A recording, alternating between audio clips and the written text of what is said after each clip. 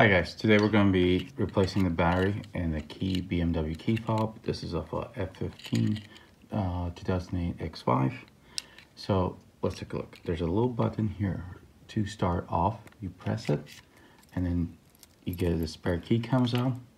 The next step, the battery's sitting right here. We're going to use this and there's a little gouge right here. We're just going to put it and boom. This should just come straight out. Should be very loose and shouldn't take too much force to get it out. Let's do that again. We'll put I'll put this a little. Okay, so now, wow, this one's a little bit jammed. Not expecting it. So we're just using there we go. It's been a while. So now, all it is a CR2032 battery. This one's a Panasonic.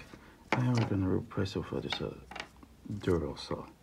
So I'm just going to use our little trusty pick. Now we should be able to just knock it out. There we go. There we go. Out, in, new battery. Everything should just go gently back in now. And now for the test. I heard a beep beep outside, so it's all good. Thank you for watching. Hope this was simple.